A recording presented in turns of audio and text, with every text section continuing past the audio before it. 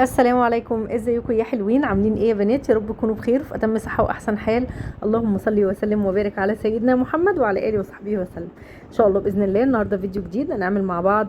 الحجازيه هنعملها بطريقه سهله خالص ويبقى اقل المقادير.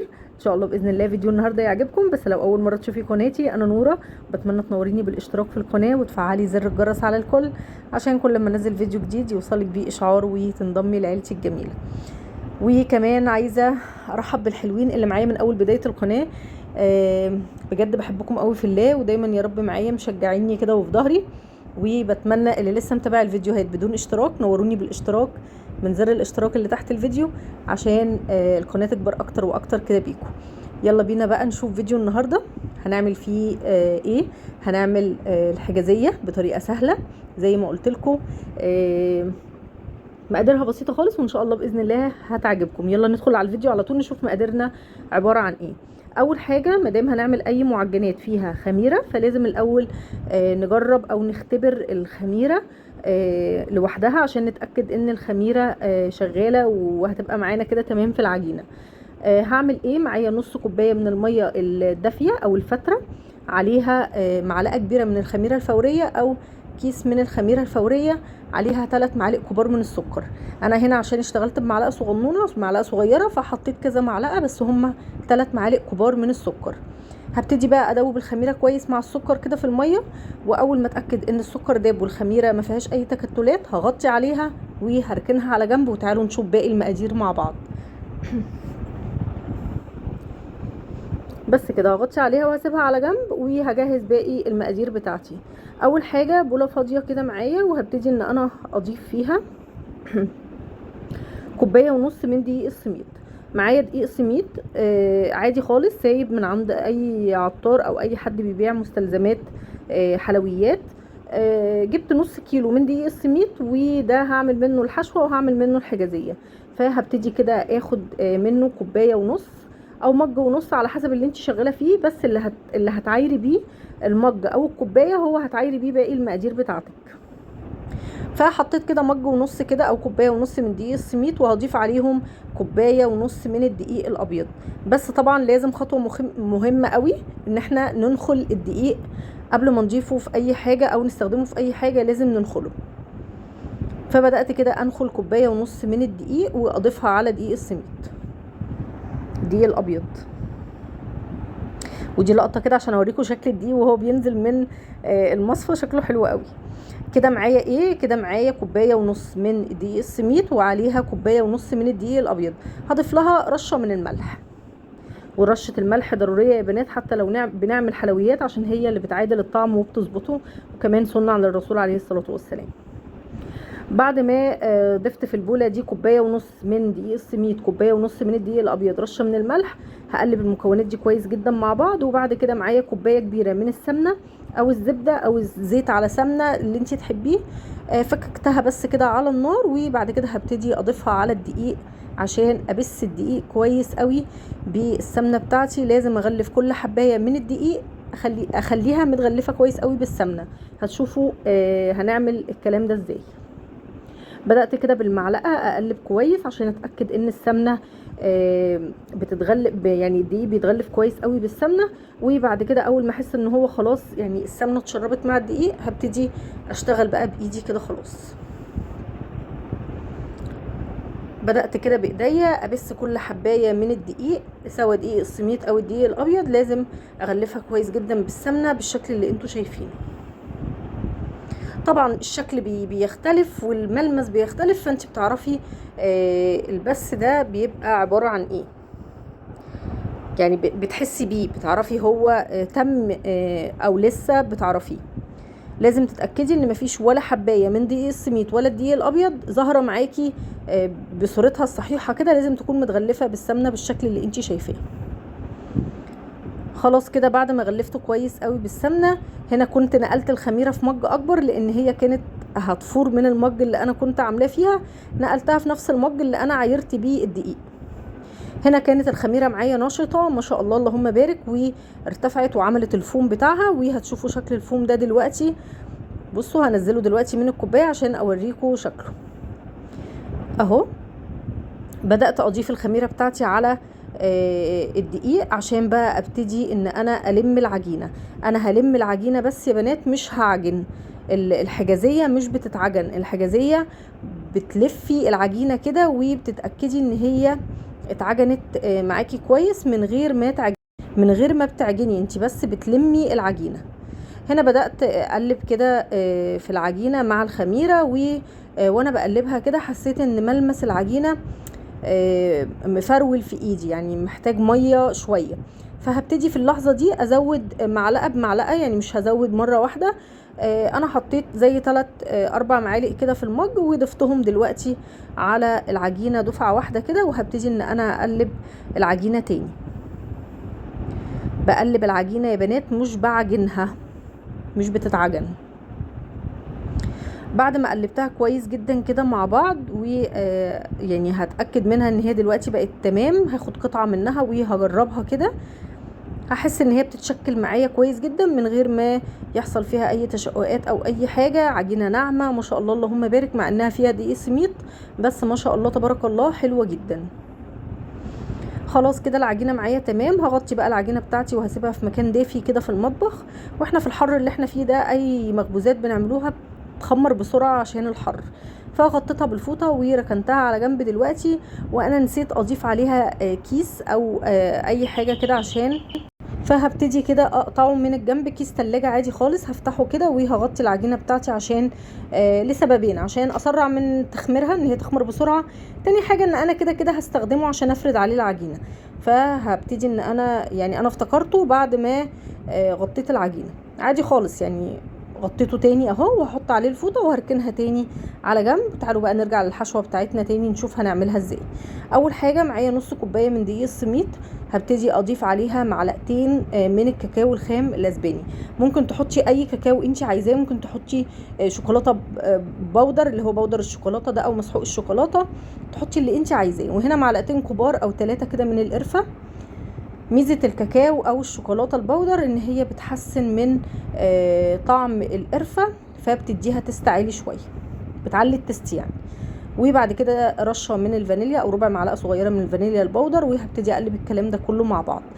تاني، عملنا ايه في البولة دي او الحشوة بتاعة الحجازية؟ عبارة عن ايه؟ نص كوباية من دقيق السميد، ضفت عليها معلقتين كبار من كاكاو، و3 معالق كبار من القرفة.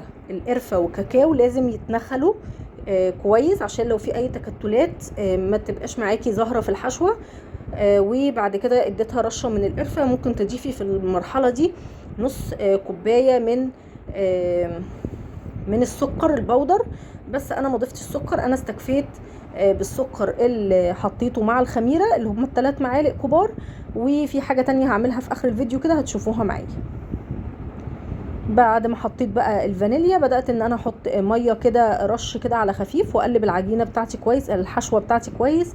ممكن عادي اسيب الحشوه تبقى زي رمل البحر مفروله، وممكن اعجنها زي ما انا عجنتها كده. انا زودت ميه سنه وعجنتها عجنه عشان انا هفردها زي، يعني هعملها معامله العجينه، هفردها وهتشوفوا شكلها دلوقتي. بعد مرور بالظبط ساعة كانت العجينة بتاعتي كانت اختمرت حلو جدا. قسمت العجينة على جزئين، على نصين يعني. وجبت كيس التلاجة اللي انا فردته، بدأت احط عليه العجينة. وبعد كده جبت ورقة زبدة، هي كانت بالطول يعني، فاشتغلت بيها زي ما هي. وهبتدي بقى ان انا افرد العجينة بكل سهولة. اخدت نص كمية العجين حطيتها على الكيس، وفوقيها ورقة زبدة. وبدأت كده بالسريع او بالنشابة او ايا كان اللي انت بتشتغلي بيه، ما تخليش حاجة تعطلك. وبدأت ان انا افرد العجينة بالشكل اللي انتوا شايفينه. عادي خالص لو بقت العجينة فيها شرشبة كده من الجناب او اي حاجة، كل ده هيتساوى وكل ده هيتظبط. هوريكم دلوقتي هظبطه ازاي وهسويه ازاي.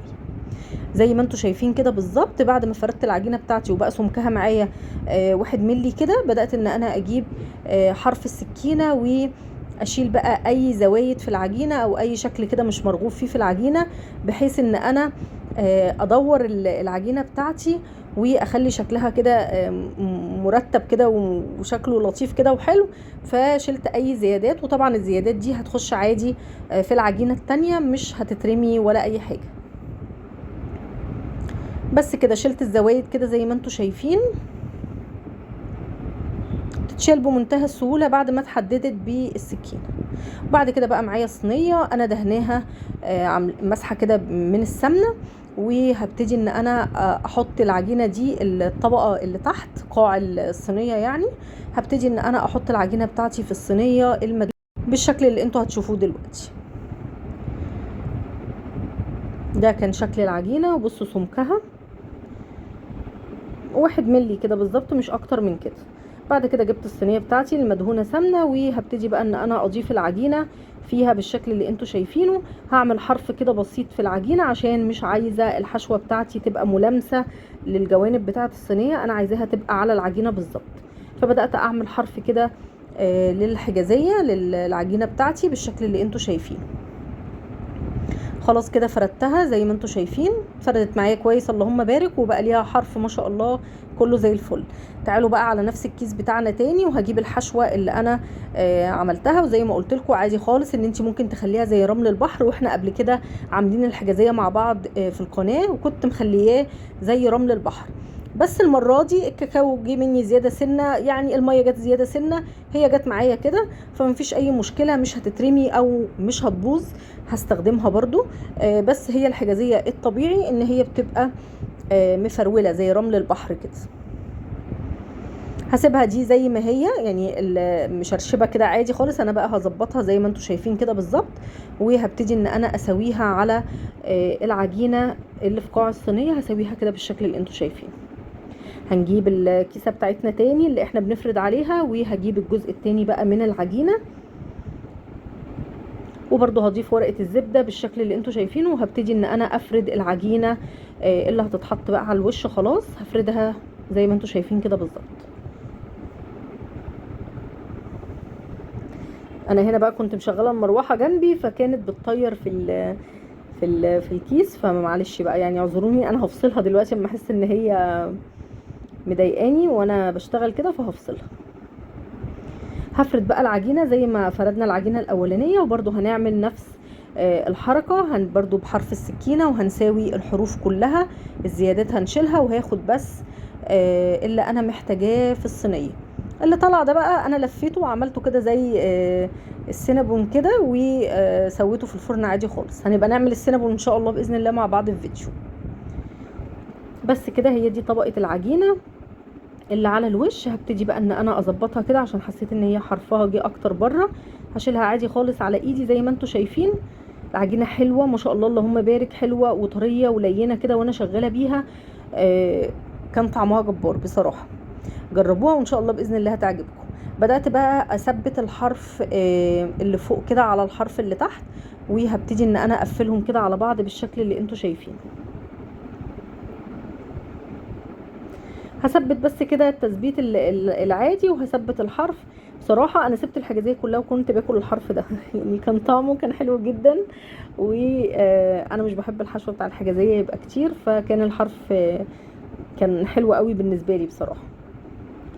بدأت كده اظبط الحرف بتاعها واقفلها كده. وبعد كده بقى تعالوا نشوف اخر حاجة بقى، الشكل النهائي اللي بيبقى معمول في الحجازية بيبقى معمول ازاي. التخطيطة اللي بتبقى على الحجازية دي بظهر شوكة. بدأت ان انا اخطط الحجازية العجينة بتاعتي زي ما انتوا شايفين، مرة من اليمين ومرة ارجع تاني من الشمال. طبعا في هوا في العجينة من تحت بيروح وبيجي معايا، بس عادي خالص كل ده ايه هيظبط دلوقتي.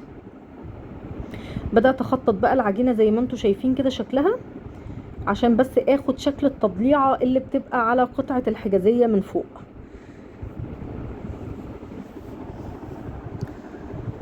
بس كده بخططيها يمين وشمال او عكس بعض، يعني شوفي انت مخططه اول اتجاه ازاي، اعملي الخط التاني يبقى العكس بتاعه، وهتطلع معاكي بنفس التخطيطه الحلوه اللي بنشوفها على وش قطعه الحجازيه كده من فوق. بعد ما خططتها كده كويس بالسكينه بقى، وهبتدي ان انا اقسم الحجازيه زي ما انا عايزه. ممكن عادي اعملها مربعات، ممكن عادي اعملها سامبوكسات. فانا هنا في الفيديو ده انا هعملها معاكم سامبوكسات. بنقطعها ازاي؟ بنقطع بالطول زي ما انتوا شايفين، وبعد كده بشوف الطول اللي انا مقطعه اتجاهه ازاي وبعمل عكسه، يعني بميل كده بتطلع معايا السمبوكسه مظبوطه جدا. ممكن تصغري القطعه، ممكن تكبري القطعه على حسب حجم الصينيه اللي انت عايزاها، وعلى حسب كمان انت عايزه حجم القطعه قد ايه. انا هنا خلاص قطعتها، وتقطيعتها بالنسبه لي كده كانت مناسبه، كانت حلوه يعني. وهبتدي بقى ان انا اسخن الفرن بتاعي على درجه حراره 180 درجه. الشبكه بتاعتي هتبقى في الرف الاوسط، بس الاول هغطيها واسيبها 10 دقايق. بعد ما قطعتها هغطيها بس 10 دقايق لغايه بس ما اسخن الفرن. بعد ما سخنت الفرن وعملته على 180 درجه، الشبكه في الرف الاوسط، ومشغله النار من تحت بس، اخدت معايا في الفرن بالظبط 35 دقيقه. بعد 35 دقيقة، نص ساعة و5 دقايق كده، بعديها طلعت معايا مستوية حلوة قوي، درجة لونها من تحت مظبوطة، ولونها من فوق حلو قوي. بعد ما خدت معايا اللون من تحت حلو، واتأكدت ان هي لونها من تحت بقى ذهبي حلو، لونه حلو يعني، بدأت ان انا اطفي النار من تحت واشغل الشواية عليها 5 دقايق بالظبط، وبعد كده خلاص كانت جاهزة معايا. تعالوا بقى اقول لكم اخر حاجة اللي خلتني ان انا ما احطش سكر في الحشوة اللي في النص، وهي ان انا كنت عايزة ادي كده على الوش رشة من عسل النحل كده، بتدي لها طعم حلو قوي، بتديها لمعة حلوة قوي. جربوها وهتعجبكم.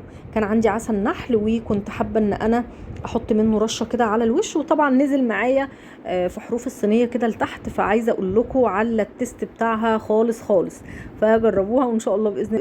بس كده بعد ما ضفت العسل كده على وشها وعملته بالفرشة، هغطيها بقى وهسيبها نص ساعة كده عشان الوش بتاعها يبقى طري ما يبقاش ناشف، وهوريها لكم دلوقتي اول ما اجي اقطع منها. طبعا ما لحقتش ان انا ادخل اوريكم الصينيه وهي مقفله. الولاد سهوني كده وحبوا ان هم يشوفوا الطعم، بس دلوقتي هطلعها معاكم. طعمها جبار، والقرفه مع الكاكاو، الحشوه اللي في النص، الكاكاو لما تضيفيه مع القرفه بيدي ريحه وطعم حلو قوي، خصوصا لو نوع الكاكاو حلو. يعني لو نوع الكاكاو اللي بتستخدميه حلو فطعمه هيبقى روعه. ممكن بقى عشان ما تحسيش ان الحشوه مره مثلا عشان مستخدمين كاكاو خام وكده، فضيفي نص كوبايه سكر بودر مع الحشوه بتاعتك، او سكر ناعم عادي، بلاش بس السكر الخرز عشان ما يبقاش في جرشه كده وانتي بتاكلي فيها. بس الطعم جبار، الطعم حلو قوي، مخططه من على الوش، لونها من تحت مظبوط. دي بقى على الفطار كده الصبح مع كوبايه شاي كده، تبقى حاجه مزاج عالي قوي. فبتمنى يا رب فيديو النهارده يكون عجبكم، وبتمنى وصفه النهارده تكون عجبتكم، وبتمنى اللي لسه مش معايا على القناه وشايف فيديوهاتي او اول مره يشوف قناتي، بتمنى ان هو ينورني بالاشتراك من زر الاشتراك اللي موجود تحت الفيديو، وتكونوا دايما معايا. بحبكم جدا وبحبكم في الله، ودمتم في حياتي احلى واغلى اخوات وصحاب. سيبكم بقى مع المنظر الجميل ده، بصوا لونها من تحت، اللون حلو قوي مظبوط، الحشوه في النص. اشوفكم دايما على خير وفيديوهات كتيره، ومع الف سلامه.